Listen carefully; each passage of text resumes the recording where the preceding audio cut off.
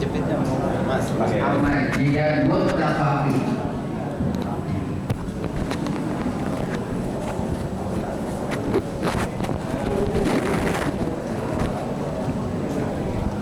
Ya, Assalamualaikum warahmatullahi wabarakatuh.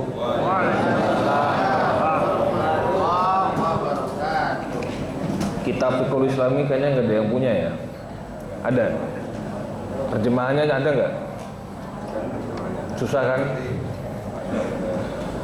Uhwah punya grup WA gak sih? Tat Uhwah punya grup WhatsApp gak? Belum, itu belum. Oh gitu. Yang dikasih ini kan selama ini Nasir Jalalain, Iya. Fatul Mu'in, terus Wabi Ulubian sama hari-hari. Ya, kalau mau lanjutin Abi, ya Fatul Mu'in boleh, monggo. Untuk kelas itu Fatul Mu'in sampai bab minta cerai. Kalau mau ini lanjut bikin kita nggak apa-apa, emang belum ada. Iya. Silakan. Enggak, saya Kitabnya ada yang punya. enggak, mas saya nawarin aja, barangkali ada yang pengen ngordinir, nanti saya kasih terjemahan PDF ya, bentuk file. Iya, nanti saya kasih terjemahan. Kalau mau lanjut ini sampai kelas ya nggak apa-apa. Enggak, bukan lanjut. Maksudnya saya nawarin ngasih terjemahan aja bentuk file di HP. Oh iya. Karena Iya. terjemahnya susah, emang susah. Kalau mau beli 10 juz biasanya harus sepaket. Bisa ya? Iya. Gampang nanti, Kang Iis paling yang saya kasih. Sampai bab al-mabhasus tsani syurutu wujubit thaharati. Pembahasan kedua, syarat-syarat wajib thaharah. A'udzubillahi minasyaitonir rajim. Bismillahirrahmanirrahim. Qala musannif rahimahullah wa nafa'ana bihi wa bi ulumihi fid dharaini. Amin. Bismillahirrahmanirrahim. Pembahasan kedua, syarat-syarat wajib thaharah atau syarat-syarat wajib untuk bersuci. Kemarin kan sudah ya kita membahas definisi thaharah, makna thaharah, dan kepentingan-kepentingan atau pentingnya thaharah. Yajibu tathiru ma asobathun najasatu min badanin aw thawbin aw makanin. Yajibu diwajibkan tathiru untuk membersihkan, mensucikan ma asobathun najasatu, segala sesuatu yang terkena najis, yang dikenai najis baik sengaja atau tidak, min badanin, baik itu di badan kita, aw thawbin atau di pakaian kita, au makanin atau di tempat untuk beribadah kita. Liqaulihi ta'ala, dikarenakan firman Allah Ta'ala, wasiyabaka fatahhir, dan terhadap pakaian-pakaian yang engkau gunakan untuk beribadah, fatahhir, maka hendaknya sucikanlah. Ini dalilnya kenapa pakaian juga harus disucikan. Wa qauluhu ta'ala atau wa qaulihi ta'ala subhanahu anna tahiran baiti lit-taifina wal antahira baiti lit-taifina wal aqifina warukais sujud. Antahira, hendaknya kalian mensucikan, baiti, rumahku, maksudnya tempat untuk bersujud itu yaitu Mekah ya, yang di konteksnya di sini adalah Baitullah Mekah. Lit-taifina, bagi orang-orang yang bertawaf, wal akifina warukais sujud, dan juga orang-orang yang iktikaf. Sebenarnya berarti orang yang iktikaf itu bukan muktakifin tapi akifin. Bahasa Arabnya bukan muktakifin, bukan para muktakifin sekalian, salah. Akifin, para orang yang beriktikaf. Warukais sujud, dan orang-orang yang rukuk dan sujud. Ini yang ayat Quran yang kedua, surah Al-Baqarah, menjelaskan tentang dalil kenapa tempat itu juga harus disucikan, tempat beribadah. Wa idza wajaba, dan ketika wajaba telah menjadi wajib, tathhirus thawbi wal makani, apa yang menjadi wajib? Membersihkan pakaian dan membersihkan tempat. wajaba, maka otomatis menjadi wajib juga tathirul badani, membersihkan badan. Bil aula, bahkan dia lebih utama, lebih didahulukan. Li'annahu alzama lil musolli, karena dibandingkan badan ataupun pakaian, dibandingkan tempat atau pakaian, sajadah atau pakaian, misal, atau masjid, yang lebih dekat dengan kita kan adalah badan. Yang lebih dekat dan yang menempel dengan kita, musolli, orang yang beribadah, orang yang sholat, adalah badan. Jadi kalau disuruh milih lebih dahulu bersihin mana, disuruh bersihin badan lebih dahulu. Dan sedikit, ini nggak ada keterangannya masalahnya di kitab ini, saya tambahin, ma asobathun najasah, segala sesuatu yang terkena najis, kalau di kitab lain namanya adalah mutanajis, barang atau sesuatu yang terkena najis. Itu dia merupakan barang benda semua, badan, tempat, pakaian, dan lain-lain yang disebut dengan mutanajis, artinya statusnya kena najis. Mutanajis bukan najis, paham? Dia barang yang kena najis, tapi esensi barangnya bukan najis itu sendiri, beda. Watajibu at-taharatu alaman wajabat alaihi sholatu wadzalika bi asqata surutin. Dan juga wajib untuk mensucikan diri, ya, toharoh, alaman wajabat alaihi sholatu, terhadap orang, ini dengerin soalnya nanti bingung, alaman terhadap orang wajabat, yang telah wajib baginya, yang telah ketaklif baginya, wajib alaihi sholatu, untuk sholat. Kalau sudah wajib sholat, wajib toharoh. Karenanya wadzalika bi asrota surutin, ada 10 syarat untuk toharoh, sebelum toharoh. Syarat bukan rukun. Syarat bukan rukun. Berarti di luar rukun toharoh. Al awalu, yang pertama, al islamu, otomatis kalau kita pengen toharoh wajib Islam. Akan tetapi ini nanti yang saya jelaskan asal mulanya dari kitab ini. Waqila bulughud da'wati. Ada yang mengatakan kalau bulughud da'wati itu maknanya sampainya dakwah di telinga kita. Ini kalimat bulughud da'wati ini diperuntukkan untuk orang kafir. Jadi kalau misalnya ada orang kafir dengar yang namanya agama Islam, dengar yang namanya ajaran Islam, dengar yang namanya ajaran Nabi, dia nanti ada pendapat di belakang, dia wajib untuk toharoh, karena dia sudah tahu tentang ajaran Islam. Nanti itu fa'alal awali, maka bagi yang pertama, syarat yang pertama yaitu yang Islam, la tajibu alal kafir, maka orang kafir tidak wajib untuk toharoh. Saya ulangi, kalau syaratnya Islam, la tajibu alal kafir, maka orang kafir tidak wajib untuk toharoh. Kenapa? Karena memang dia kafir, belum masuk Islam. Akan tetapi kalau yang kedua, yang definisi kedua tadi, bukan definisi, syarat kedua, ya, bulughud da'wati, yaitu sampainya dakwah di telinga mereka, orang kafir, non muslim atau ateis dan lain-lain, tajibu alaihi, otomatis toharoh menjadi wajib, karena dia sudah mendengar tentang ajaran Islam. Wadzalika mabniun alal khilafi fi mabda'in usuliyin ma'rufin. Yang demikian ini berdasarkan pendapat kedua ini, adanya perbedaan pendapat ini karena adanya prinsip usul yang berbeda. Fikih itu produk, Pak. Fikih itu merupakan komoditi hasil pabrik. Saya ibaratkan seperti itu. Fikih itu barang jadi yang sudah diproses. Manufakturnya, alat-alat untuk membuat produk hukum dan fatwa dan lain-lain disebut dengan usul fikih. Itu fan ilmu yang jadi metodologi dasar untuk membuat fikih. Fikih itu bukan langsung murni dia dalil, langsung halal, langsung haram. Berarti kalau misalnya ada ustadz jawab pertanyaan orang, pokoknya halal, pokoknya haram, tidak bisa langsung 100% dipercaya.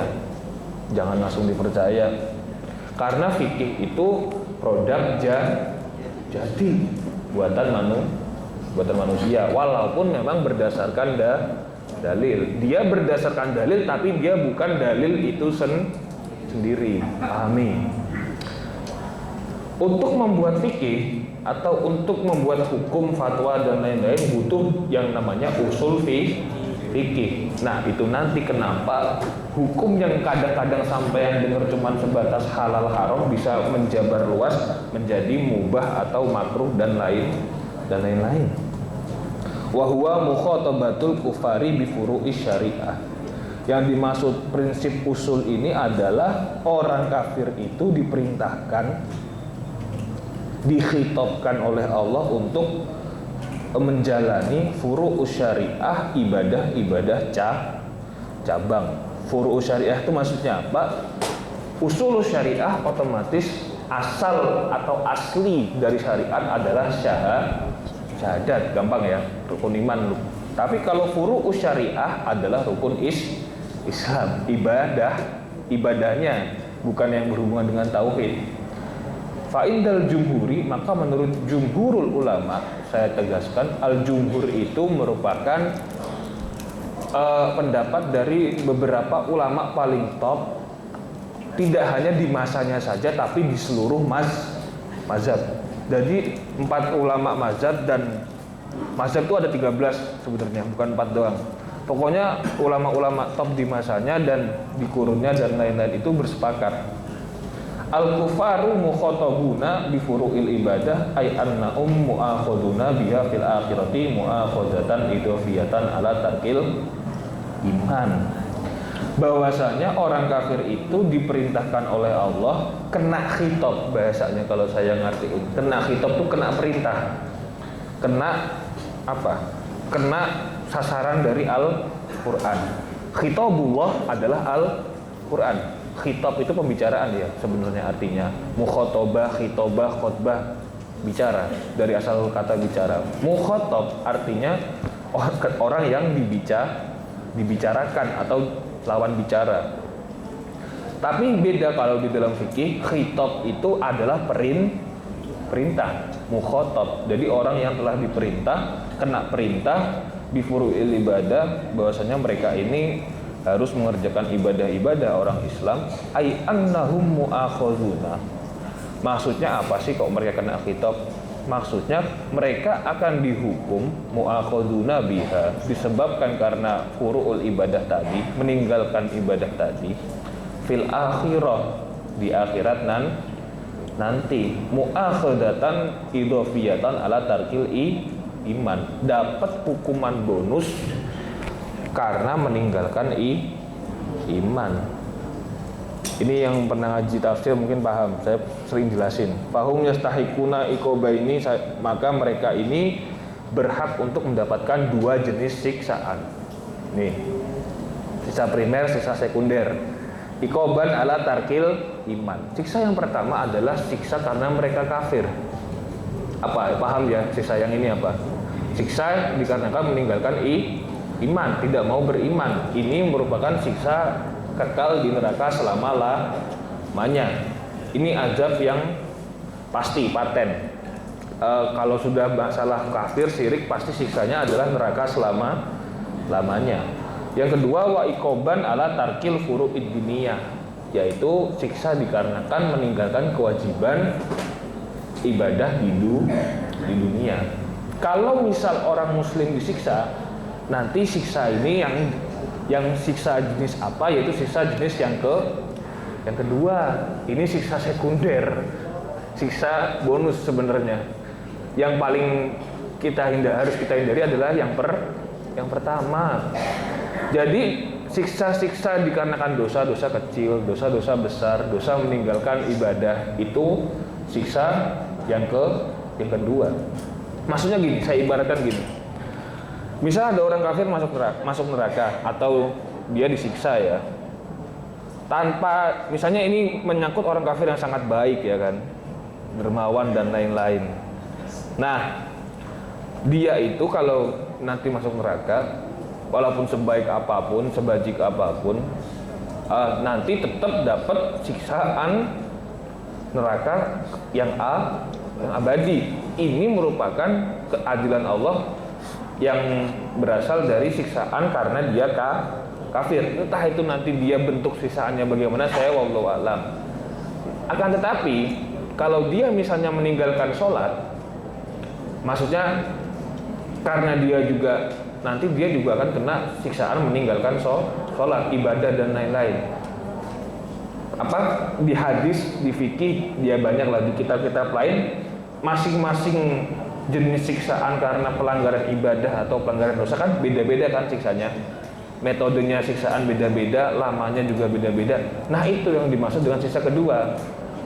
Status di neraka sudah kebal, nanti ditambahin lagi beban siksaannya dengan siksaan yang kedua. Itu nanti beda secara metode doang, tapi statusnya di neraka tetap kebal. Beda dengan kaum muslim, dia di neraka tidak kekal, tapi nanti hanya sekedar menanggung siksaan dari dosa-dosanya. Jadi dosa-dosa kecil, besar, dosa-dosa harian maupun dosa-dosa meninggalkan ibadah. Wa indal Hanafiyah, dan menurut Imam Hanafiyah, la yukhatabul kufaru bi furu'i syariah. Sebenarnya mereka itu ini yang namanya perbedaan mazhab ya. Mazhab Hanafi kebanyakan di Mesir itu menganggap bahwasanya orang kafir itu tidak diwajibkan untuk melakukan ibadah syariah. Fayastahiquna fi alamil akhirati iqaban wahidan ala tarkil imani faqat. Maka mazhab Hanafiyah meyakini nanti orang kafir cuma disiksa dengan satu siksaan saja, cuma karena dia kafir. Fal khilafu fil iqabil ukhrawi, maka yang dibedakan, yang terjadi khilaf antara para ulama adalah membahas tentang siksaan akhiratnya. Maksudnya gini, yang dijadikan perbedaan pendapat di antara ulama itu adalah nanti dia bagaimana jenis siksaan di akhiratnya itu loh. Wal fariqoni, dan dua golongan ulama muttafaqoni, keduanya bersepakat ala samrata li hadzal khilaf fi ahkamid dunia, bahwasanya apa? Tidaklah lain samrata li hadzal khilaf, buah inti pembicaraan li hadzal khilaf dari ya benar gak ya? Li hadzal khilafin, di atas terjadinya perbedaan ini fi ahkamid dunia, karena memang dia masih fi ahkamid dunia itu bukan hukum-hukuman dunia. Maksudnya itu tidak terpengaruh terhadap hukuman-hukuman di dunia. Ini maksudnya. Kalau yang terjadi khilaf itu adalah ulama membicarakan nanti bagaimana siksaan orang kafir yang nggak beribadah di akhirat. Nah, itu khilafnya di situ ulama fikih. Kalau yang di dunia tidak dibahas, tidak terjadi khilaf. Maksudnya gini, hukuman yang di dunia itu apa sih? Kalau kita ninggalin salat kan kita wajib qada, ninggalin zakat kan wajib ya wajib bayar sampai lunas.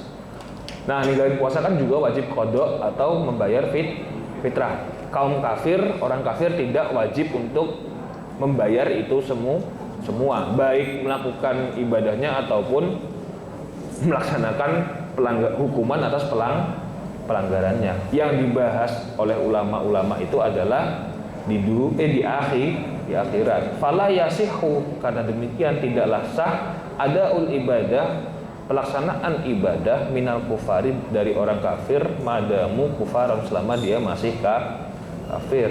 Wa idza aslamu, dan ketika dia sudah masuk Islam, fala yutalabuna bil qada, dia tidak akan dituntut untuk mengqada sholat atau ibadah yang dia tinggalkan.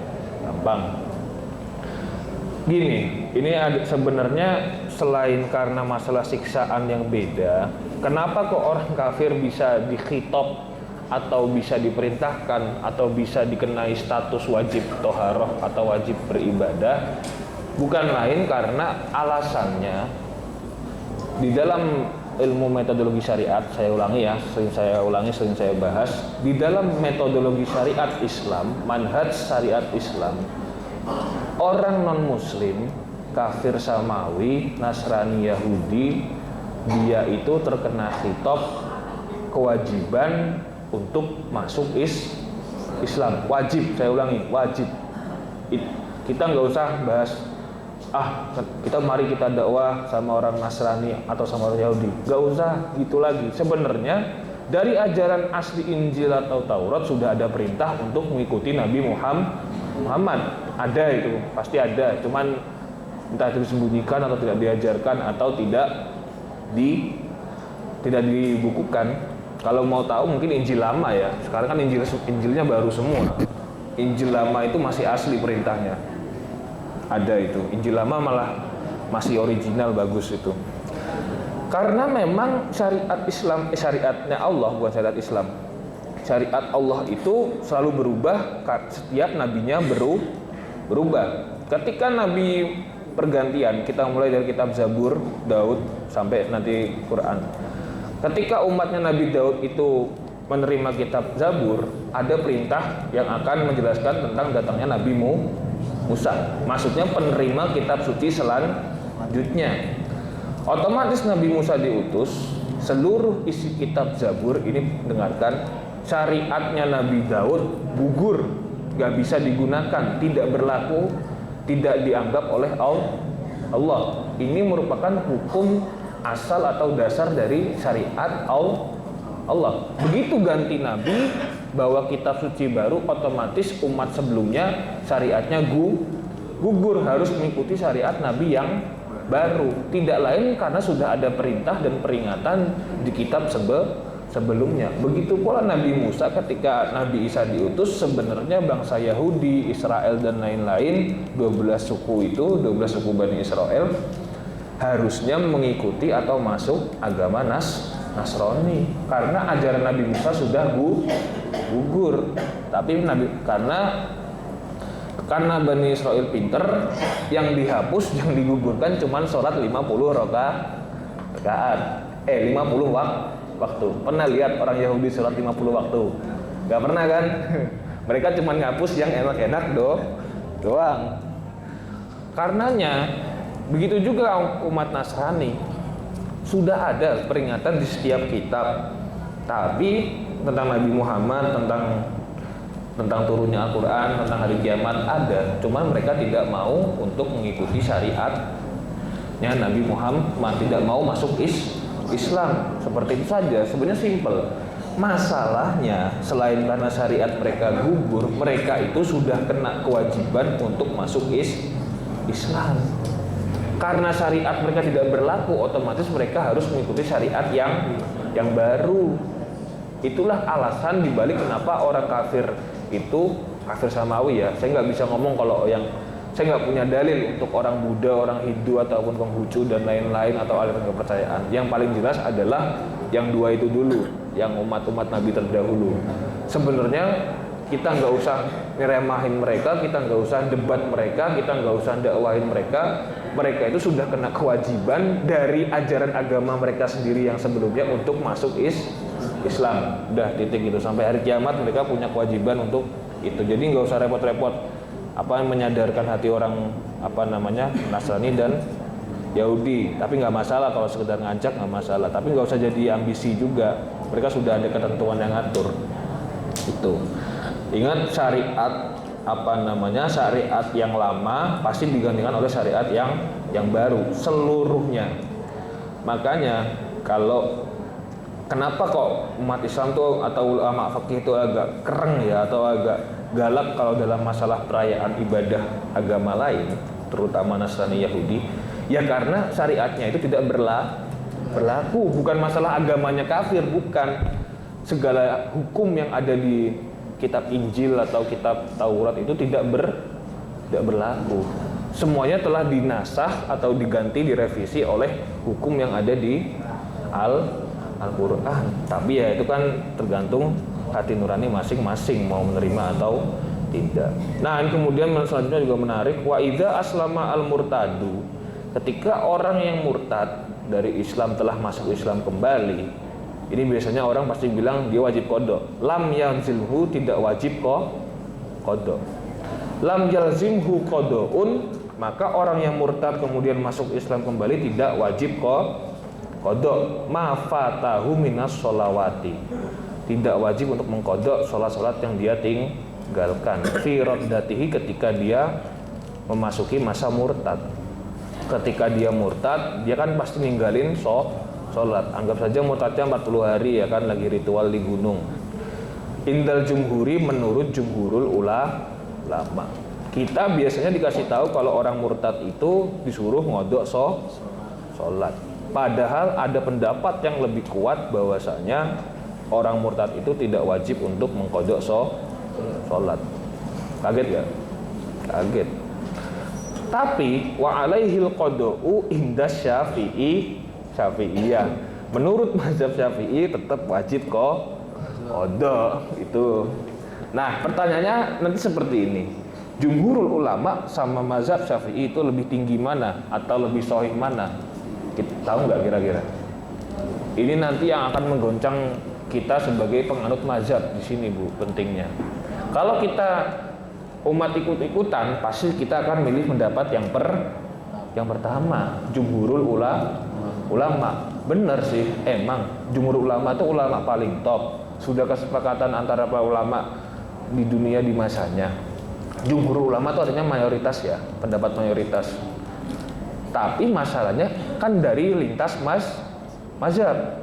Kalau kita orang yang ngaku bermazhab, kita akan memilih pendapat yang dari mazhab Syafi'iyah yang wajib untuk qada. Ini berarti hanya sekedar untuk pengetahuan saja. Yang mungkin barangkali orang murtadnya ulama ya kan, ulamanya murtad gak mau ngodok sholat, berarti dia tahu dalil dari kitab ini. Orang pinter maksudnya. Dia tahu keringanan dalam mengkodok sholat. As-sani, salat yang kedua adalah al-aqlu, berakal. Fala tajibu at-taharatu, maka tidaklah wajib taharah alal masnuni wal mugma alaihi. Orang gila dan orang mugma alaihi itu orang pingsan, atau bisa diartikan ayan ya. Tahu ayan, penyakit ayan, kejang-kejang dulu. Illa idza afaqa, kecuali dia telah siuman. Kalau sudah siuman langsung wajib mandi atau wajib wudu. Fi baqiyatil waktu, di waktu yang lain. Amma sakronu falatas kutu anhu at-taharah. Adapun sakron atau sukron juga, jangan sukron. Sukron nama orang soalnya sering. Sakronun itu artinya adalah orang yang mabuk. As-sakr, mabuk ya, pemabuk. Falatas kutu anhu at-taharah, maka walaupun dia dalam kondisi mabuk, dia tetap wajib taharah. Unik. Karena gini, mabuk itu bukan ya haram, cuman bukan najis gitu aja. Saya kasih gambaran gampang. Tapi juga ada yang bilang miras itu najis. Kalau mau kita balikin definisi najis itu adalah sesuatu yang menjijikkan. Dah, paling simpel, kalau mau nyebut barang itu najis, segala sesuatu yang menjijikkan, bikin kita jijik itu najis. Masalahnya yang bikin kita jijik itu beda-beda. Nggak, pendapat orang tentang kejijikan suatu barang itu beda itu. Makanya nggak ada ukuran pasti. Asal isu syarat yang ketiga yaitu al-bulu, balik ya. Wa alamatu khamsun, dan tanda-tanda dari balik ini ada 5. Al-ikhtilamu, yaitu mimpi basah. Wa in batu sya'ri, tumbuhnya bulu di sekitar kemaluan. Wal haidu, bagi ini khusus perempuan yaitu haid. Wal hamlu, dan bisa mengandung. Kalau perempuan bisa mengandung, otomatis dia sudah balik. Bisa loh ya, bisa mengandung loh ya. Entah itu umur berapa, saya kurang tahu minimalnya. Wa bulughu sini, dan sudah sampai umur usia. Nah, wa huwa khamsata asyara aman. Mau di kitab apapun pasti nyebutnya 15 tahun, soalnya pakai tradisi orang Arab. Wakila, dan menurut pendapat yang lain sab'ata asyara aman 17 tahun. Wa qala Abu Hanifah, Abu Hanifah ini beda, tapi orangnya emang sama niata asyaro aman. Menurut mazhab Hanafi balik itu 18 tahun. Wala tajibu at-toharotu ala sobi, maka tidaklah wajib toharoh atau bersuci ala sobi bagi anak kecil. Sobi itu umur 1 sampai umur 7 tahun. Walad sobi, sobi kan anak kecil ya, maksudnya balita. Jadi umur 1 sampai 7 tahun itu namanya sobi. Wa yu'maru biha lisab'in. Kalau umur 7 sampai umur 15, 14 lah katakan, namanya kemarin murohik, namanya murohikun, masa pubertas, murohikun. Baru ketika umur 15 ke atas balik. Wa yu'maru biha lisab'in, dan diwajibkan bagi si anak kecil ini untuk toharoh ketika dia berusia 7 tahun. Wa yadribu alaiha li asrin, masih nggak mau toharoh atau nggak mau sholat di umur 10, maka harus dipukul, diperingatkan, ditegur. Fa in sholla asobi. Ini ada yang unik. Fa in sholla asobi, maka ketika ada seorang anak kecil sholat, sobi ya, saya ulangi sobi, berarti masih umur anak kecil. Summa balagho, tiba-tiba dia itu mencapai umur balik ketika dia sholat. Fi baqiyatil waqti, jadi gini, misal rakaat pertama dia statusnya masih anak kecil, rakaat kedua sholat subuh dia sudah mencapai umur balik. Au fi asna'i sholat, atau ketika di tengah sholat, lazimathu al-i'adah indal malikiyah. Menurut mazhab Malikiyah, anaknya ini wajib ngulangin sholat, karena sholatnya anak kecil dan sholatnya orang yang balik beda. Walam talzimhu, dan tidak wajib menurut Indas Syafi'i, tidak wajib menurut Syafi'iyah. Mazhab yang paling galak soal toharoh itu mazhab Malikiyah. Gampang. Kenapa bisa Imam Maliki suruh ngulangin sholat? Karena Malikiyah itu tipikalnya paling galak soal toharoh. Paling gampang itu. Kenapa wudunya harus benar-benar ketat, keras, digosok-gosok kayak gosok baju? Karena emang karakter Imam Malikinya emang sangat kaku, keras soal toharoh. Tapi nanti juga beda. Imam Maliki juga ada di mana misal kayak di bab sholat atau di bab nikah, Imam Maliki fleksibel, ringan. Tapi Imam Syafi'i berat. Itulah ya uniknya karakter orang atau beda pendapat di situ. Memang agak perseptif gitu loh. Ar-rabi'u, dan yang keempat, irtifa'u damil haidi wa nifasi, yaitu ingkito'id dami, hilangnya atau ya berhentinya darah haid dan nifas. Masa haid dan nifas, ai ingkito'id dami, masa menstruasi telah berakhir. Begitu haid selesai, otomatis berhenti. Yang kelima, dukhulul waqti, masuk waktu sholat. Yang keenam, adamul naumi, tidak tidur ya. Kita tidak dalam kondisi tidur, tidak setelah tidur. Adamun nisyani, yaitu tidak adanya kelupaan, maksudnya tidak lupa. As-saminu adamul ikrahi, yang kedelapan tidak adanya paksaan. Wa yaqdi an-naimu wan nasi wal mukrahu ma fatahu ijma'an. Menurut ijma' ulama, orang yang tertidur, orang yang lupa, dan orang yang dipaksa untuk wudu atau untuk toharoh, maka harus mengkodok sholat yang terlewat. Kalau dia wudunya atau dia wudunya dipaksa, kemudian dipaksa sholat, dia sholatnya harus dikodok. Sebenarnya seperti itu. Orang yang dipaksa sholat itu bisa jadi harus ngodok sholat, karena sholatnya dipaksa. Ada itu hukumnya. Pembahasan tentang itu juga ada. Atas yang ke-9, wujudul ma'i awis sa'idi. Yang penting ada alat atau mutahhiratsnya, alat-alat untuk bersuci, adanya air dan debu.